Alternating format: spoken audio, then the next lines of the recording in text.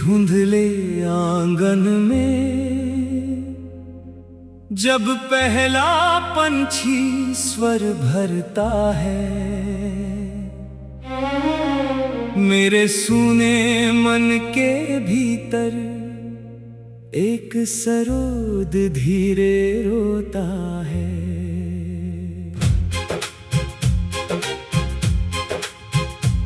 उसकी कांपती तान में किसी बिछड़े मौसम की गंध है, और हर मंद्र स्वर तेरे बिना बीते वर्षों की एक लंबी कथा कहता है।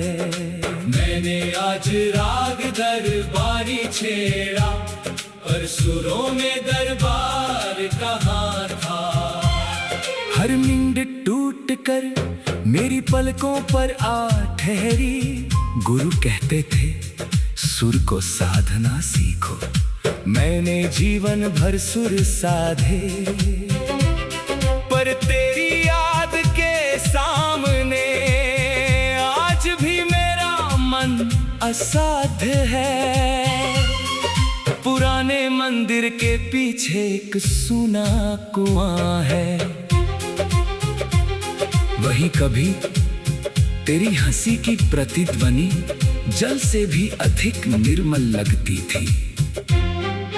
अब उसमें झांकता हूँ तो अपना चेहरा नहीं, एक बीता हुआ समय दिखाई देता है। संध्या की आरती के बाद जब आखिरी घंटी शांत होती है, मैं सीढ़ियों पर बैठकर आकाश को देखता हूँ। एक दीप धीरे धीरे बुझता है, धुआं ऊपर उठता है, और मुझे लगता है मेरी सारी अनकही बातें उसी धुएं के साथ तेरे पास चली गई। नदी के तट पर मैंने एक ताम्र पत्र रखा था, उस पर कुछ शब्द लिखे थे। लहराई शब्द मिट गए, मैंने उसे रोकना नहीं चाहा। कुछ संदेश मंजिल तक पहुंचने के लिए नहीं, मिट जाने के लिए लिखे जाते हैं। रात के तीसरे प्रहर जब संसार गहरी निद्रा में होता है, मेरी खिड़की से एक शीतल हवा आती है। मैं सरोद उठाता हूँ, धीरे से तार छेड़ता हूँ। पहला स्वर तेरी याद है, दूसरा मेरा अकेलापन, तीसरा वह सत्य जिसे स्वीकार करने में मुझे वर्षों लगे।